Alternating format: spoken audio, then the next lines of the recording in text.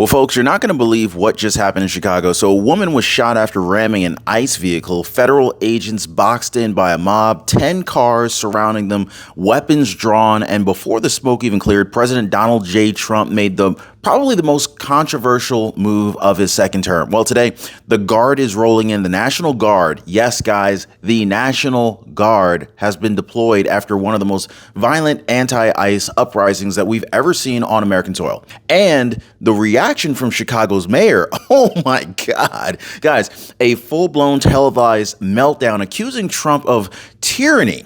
Can you believe that, guys? Accusing Trump of tyranny, Chicago mayor, essentially while his own city spirals out of control. Would anybody want to visit Chicago today? Yes or no? Drop me a comment. Would you feel safe in Chicago? Well, what started as a protest against an ICE raid has turned into a war over federal authority. And now the White House is actually stepping in. President Trump says he is protecting his officers. The governor says it's a complete outrage. And well, let's just say that the mayor just went off live on camera, claiming that this is a war on the working people. Guys, is this a war on the working people? If you think it's war, drop a war. If you think it would actually be bringing peace to the working class people, drop in peace down below. Hit the like button and subscribe, guys. But here's the twist that the media will not tell you. The same politicians screaming overreach, overreach, that are same ones who are letting the chaos grow in the first place. And they're saying, we don't need the Guard.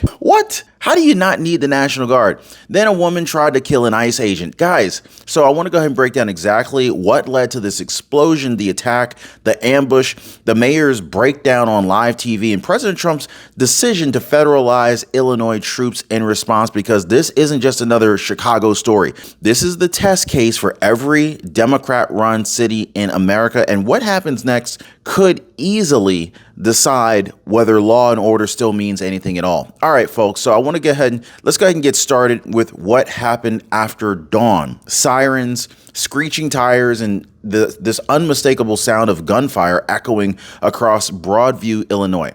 ICE agents under attack, not from foreign enemies, but from fellow Americans, boxed in by 10 different vehicles, surrounded by an angry crowd, a mob, and forced to defend themselves. I mean, it was crazy. A woman later confirmed to be the same activist flagged in a Homeland Security bulletin for doxing ICE agents online was shot after ramming a government vehicle and then pulling a semi-automatic weapon. What? I know. It's hard to believe, but this is really happening. And so as news spreads across Chicago, chaos ignited. Clashes broke out near the ICE facility. Protesters stormed intersections, and anti-ICE activists vowed to shut down the feds. That was the breaking point. This is the moment President Donald J. Trump said enough. So by the end of the day, the word was out. National Guard activation confirmed. This is a big deal. Chicago was now under federal protection, whether the mayor liked it or not. So let's go ahead and go inside the ambush, shall we? So according to DHS Assistant Secretary Tricia McLaughlin, agents were pinned between cars, no escape, no backup, boxed in completely. So as one driver accelerated, another one blocked the rear. Then a woman stepped out, weapon in hand, shots were fired, defense controlled by the book. I mean, the suspect wounded fled the scene and drove herself to the hospital. But here's what mainstream news outlets didn't show you. This wasn't a spontaneous protest. It was a coordinated obstruction organized online through encrypted group chats where members were told to block, ram, and film. That's right. ICE agents described it as a war zone. Windshields shattered, radios screamed for reinforcements. And amid all of this chaos, one agent said that he'd never make it home again. That's kind of scary. Now, this wasn't about immigration anymore. In fact, it was an open warfare against law enforcement, and Trump knew it couldn't go unanswered. Now, I don't know about your church, but at a lot of churches right now, senior centers and coffee shops across the country, there's one conversation that just keeps spreading. I called Chapter about my Medicare plan and it changed everything. When neighbors talk, people listen. And right now, more and more people are calling Chapter because they realize Medicare isn't something to gamble with. Guys, this is why I partner with Chapter. Their impact speaks for itself. Retirees everywhere are finding savings, they're keeping their doctors and discovering benefits that they didn't even know existed. So Here's the question. Do you really want to be the last one in your community to make the call? Now, most people are already calling right now, or they're visiting askchapter.org/Ron. There's a phone number down at the bottom of your screen. Most people are dialing that number right now. That phone number is 909-563-8279. Now, what's happening in Chicago isn't random. In fact, it's organized. These aren't just protesters waving signs anymore. In fact, they're coordinated, mobile, and emboldened by weak leadership. Video from earlier this week showed caravans of cars trailing ICE vehicles through residential areas, slamming on brakes in front of them, forcing near collisions. Others used motorized vehicles, motorcycles to swarm federal convoys, blocking exits, screaming obscenities through the megaphones. They're calling it direct action. But let's just go ahead and call it what it is. This is domestic sabotage. ICE facilities are being targeted. You've got officers followed home, and you got online groups that are openly sharing tactics to overwhelm federal agents. Now, here's the real irony, okay? The same politicians who once cried, defund the police, are now pretending that this chaos just fell from the sky. No, it was built brick by brick, headline by headline, lie by lie, and now it's exploding in their own backyard. So by mid-morning, the Department of Homeland Security confirmed the obvious. Federal agents were under attack. DHS Assistant Secretary Tricia McLaughlin didn't mince words. She said, "Our brave men and women were being targeted by violent anarchists who seek to tear down America." And this is when President Trump stepped in. So within hours, he issued a statement from the Oval Office, flanked by ICE and Border Patrol leadership. His message was short, his message was sharp, and it was unmistakable. To every law enforcement officer watching tonight, we have your back. Now, those words hit like a thunderclap across the country. Supporters called it strength. Democrats called it provocation. But one thing was very clear. Trump wasn't backing down, not after seeing his federal agents boxed in and fired upon on American soil.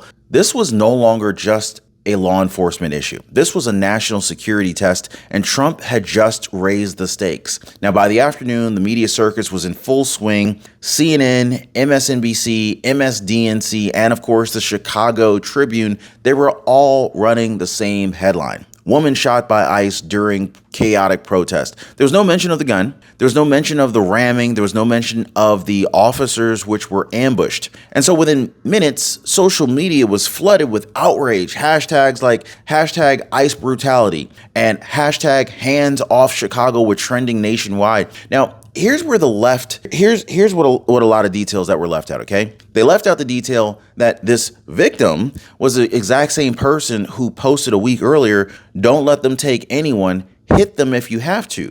Okay, this is the difference between what really happened and what the media wants you to think, okay? They call it activism, but when you point a gun at a federal agent, it's not activism, it's attempted murder. There's a big difference here, okay? And if any one of you were to do that, you'd be locked up, right? And so when CNN edits that out of their headline, it's not journalism. This is obviously some propaganda, plain and simple. So just as federal authorities began restoring order, Illinois Governor J.B. Pritzker dropped a political bombshell. He went on social media accusing the Trump administration of threatening to federalize the Illinois National Guard. He called it un-American and tyranny of all things. He called it tyranny, claiming that the president had given him an ultimatum. Call up your troops or we will. Now, I want to just go ahead and pause just for a second, okay, guys? Let's just pause for a second. This is the same governor who watched ICE facilities burn, who's seen mobs attack federal agents, and his priority isn't stopping the violence. In fact, it's defying the president of the United States. So this pretty much tells you everything you need to know. Pritzker framed it as state rights versus federal overreach,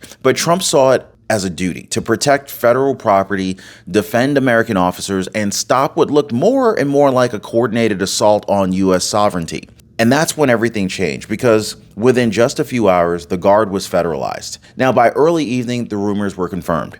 President Donald J. Trump, he had signed the order. 300 Illinois National Guard troops were federally authorized. They were officially federalized under direct command of the U.S. government. So in his words, this wasn't about politics. It was about protecting American lives. In fact, the move sent shockwaves through Chicago's political circles. Armored vehicles rolled toward ICE facilities as Guard units began securing the perimeters, erecting barriers, and restoring calm where local police had already lost control. Mainstream outlets screamed militarization. They screamed all sorts of different things, martial law, but President Trump just called it restoration. Drop a restoration down below if you think it's restoration. Drop a martial law if you think it's martial law. And so whether people liked it or not, law and order was coming back to Chicago. Now, the message was unmistakable. If you attack federal officers, if you assault federal property, Washington will respond.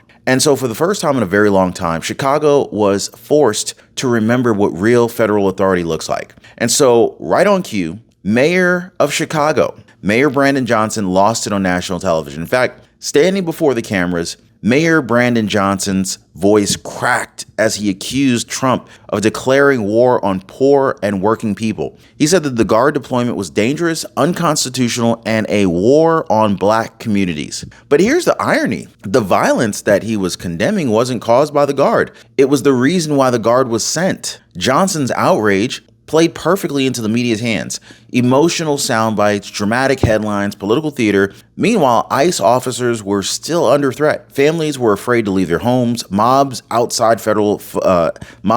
the federal facilities were chanting, "No justice, no peace. No justice, no peace." Now, Trump didn't even respond. He at least didn't respond directly, and he didn't have to. I mean, the footage of chaos spoke louder than any speech could ever have. So while Johnson was busy out there grandstanding, the Guard was moving. They were already moving in to finish the job. And so now I want to go ahead and rewind to what lit this entire fuse, the ICE apartment raid that pretty much kicked off the chaos.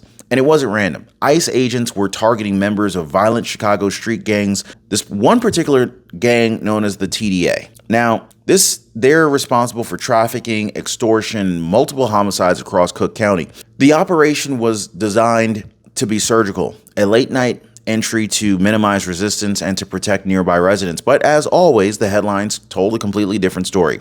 ICE raids innocent families. Really? ICE raids innocent families? Children dragged from homes? What the media didn't mention? Well, how about the suspects were using the same apartments as hideouts? And some residents were innocent families. They were the lookouts. So when ICE detained everyone in the building to separate civilians from the suspects, CNN called it traumatizing. But to the agents risking their lives at 2 a.m. in the morning, it was pure survival. They weren't hunting citizens, they were hunting killers. Now, of course, CNN saw an opportunity, they ran with it. A live panel featuring conservative commentator Scott Jennings turned into a shouting match. Democrat guests demanded that he admit that zip tying children during the raid was inhumane. Jennings refused, saying, "I don't accept the premise of your question." Wow. Now, you could pretty much feel the tension. The other guests screamed. The host begged for control, and let's just say that the clip went viral. Why? Because it revealed the entire problem. One sees law enforcement doing their job, but the other side sees optics. Now, Scott Jennings, he fired back. Should children be living in an apartment with gang members hiding behind them? Dead silence. That moment right there said it all. I mean, the same people condemning ICE for detaining suspects, they're ignoring the criminals using kids as shields. And so this is exactly the moral inversion that's ripping this country apart in real time right now. Then came the numbers that sent shockwaves through Washington. A brand new New York Times Siena poll dropped just hours after Trump federalized the Guard. What it showed was 53% of Americans believed that the president had gone too far deploying troops into the cities. Wow, really? But if you dig a little bit deeper, 58% of women said too far, 47% of men agreed, and a staggering 69% of non-white respondents echoed the same line. Wow. So the question is why? Why? Because they were shown the edited headlines and the emotional footage and none of the facts. They weren't told about 10 cars boxing in agents or a semi-automatic weapon at the scene. They were only told about a protester and that a protester was shot. That's the danger of selective reporting, delivering the news that you want to report and ignoring the other news that you don't want to get out. This manufactures outrage, guys. Public opinion, it becomes a product of omission. And so while the poll was meant to hurt Trump politically, inside the White House, it did the exact opposite. It proved the fight was bigger than Chicago. It was about the truth itself. And then something very rare happened. Even legal analysts on Fox News and independent outlets began backing Trump's move. They cited that the Insurrection Act and Title 10 federal authority explaining that when local officials fail to protect federal officers, the president not only can act, but he must act. Constitutional scholars reminded everyone that guard federalization has precedent. Eisenhower in Little Rock, Kennedy in Mississippi, even Bush after 9/11. This wasn't tyranny. This was textbook federal duty and really obligation. He had to do this, or else Trump would have gotten in trouble. Now, one former Justice Department official put it bluntly: if the governor won't secure the state, the president will. That single sentence right there reframed the entire debate. What Democrats called overreach, experts were calling obligation. Trump wasn't like overusing or abusing state power. He was reestablishing national order. And for millions watching the chaos unfold night after night, felt like the first time in years that someone at the top was finally enforcing the law. Hours after Trump's order went public, Chicago Mayor Brandon Johnson doubled down on defiance. He stood before the reporter smirking, laughing, and said, "Well, we don't need the guard." That clip went viral within minutes, and then, almost like clockwork, violence erupted again outside the same ICE facility where the ambush began. Mobs lit trash cans on fire, motorcycles and cars blocked entrances. Some were throwing bottles and bricks at officers. It was pretty much deja vu proof that the city had, in fact, lost control. And yet, even as his streets burned, the mayor still pointed fingers at Trump. He called the guards' arrival provocation. But to the families trapped inside neighborhoods overrun by chaos, it looked more like relief. They weren't scared of the guard. They were scared of being abandoned by the guard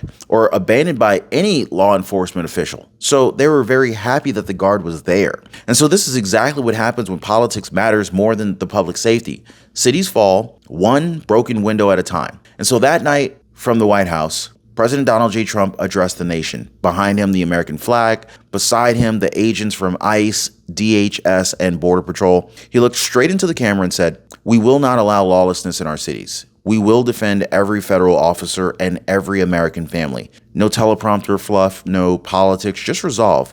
For some, it was polarizing. For millions, it was actually reassuring. This was a moment of clarity in a country drowning in confusion. Now, Trump framed the crisis not as a Chicago issue, but more as a test of America's backbone. Would we stand with law and order, or would we surrender to chaos and excuses? And as the guard rolled through the city streets, the message was unmistakable. The last days, the days of looking the other way, are over. Law and order are back, and this time, they're not asking for permission. Hit the like button, share this video, and subscribe.